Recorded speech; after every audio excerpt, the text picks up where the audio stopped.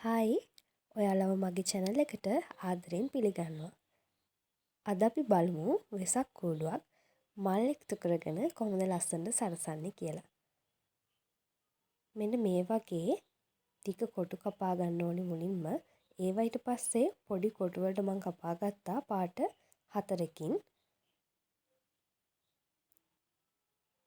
ඒවයින් දැන් අපි මල් කපා ගන්න විදිහ බලමු.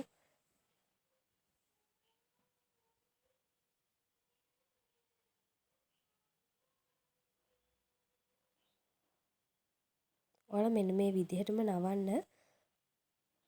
ඔයාලට කැමති විදිහට මේක කපන්න පුළුවන්. තරු විදිහට ඒ විදිහට ඕනෙම විදිහකට කපා ගන්න පුළුවන්. මම මේක කැපුවේ මේ මල් විදිහට. මලේ පෙති වැඩි කරගන්න විදිහ අනුව මේ කොලේ නවාගෙන කපා ගන්න පුළුවන් ඔයාලට. මෙතන නවාගෙන මම එක පෙත්තක් විදිහට තමයි මම මෙතන කපා ගන්නෙ. දැන් බලමු මේ මල එන විදිහ. මෙන්න මේ විදිහට අර හැම පාටකම කොළ ටික අපිට කපා ගන්න තියෙන්නේ ලස්සන මල් විදිහට. අපි හැම අවුරුද්දෙම වෙසක් එකට ලස්සන වෙසක් කූඩු හදනවනේ. හැබැයි අපි ඒකේ තේරුම දැනගන්න හදන්නේ. ඉතින් අපි ඒකේ තේරුමත් දැනගමු.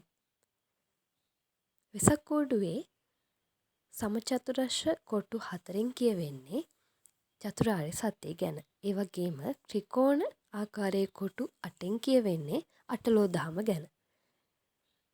රැලි වලින් කියවෙන්නේ නිමක් නැති සංසාර ගමන ගැන. ඒ වගේම උඩ සහ යට හිස් කොටු දෙකෙන් කියවෙන්නේ උපත සහ මරණය ගැන. ඒ වගේම තමයි වෙසක් කූඩු නිර්මාණය කියලා කියන්නේ අපි පවුලේ හැමෝම එකතු වෙලා කරන වැඩක්නේ. අන්න ඒ නිසාම පවුලේ තියෙන එකමුතුකමත් වර්ධනය වෙනවා කියලා මම හිතනවා. ඒ වගේම තමයි වෙසක් කූඩුවක් නිර්මාණය කරනවා කියන්නේ අපේ ආධ්‍යාත්මය පිරිසුදු කරන දෙයක්. මොකද මේක බොහොම ඉවසීමෙන් කරන්න ඕනි වැඩක් නිසා.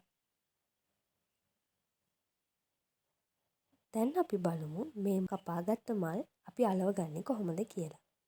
මෙන්න මේ විදිහට අපිට කැමති පාට එකතු කරගෙන මල් දෙකක් අරගෙන අපිට අලව ගන්න පුළුවන්. ඊට වැඩියෙන් ගන්නත් පුළුවන්. නැත්තම් එහෙම වුණොත් මල් කපා ගන්න වෙනවා වැඩිපුර. මේ විදිහට අලවගෙන අපිට වෙසක් කූඩුව කැමති විදිහට සරස ගන්න පුළුවන්. මම මේ මල් ඇලෙව්වේ සමචතුරස්‍ර කොටු වල. හැබැයි ඔයාලට ත්‍රිකෝණ වලත් මේ මල් ලස්සනට අලව ගන්න පුළුවන්. ඉතින් ඔයාලත් මේ සැරේ වෙසක් එකට මේ වගේ ලස්සන වෙසක් කූඩුවක් හදලා බලන්න. ඒ වගේම තමයි මගේ channel එකත් එක්ක එකතු වෙලා ඉන්න දිගටම තවත් ලස්සන වීඩියෝ එකකින් මුණ ගැහෙමු. පරිස්සමෙන් ඉන්න හැමෝම.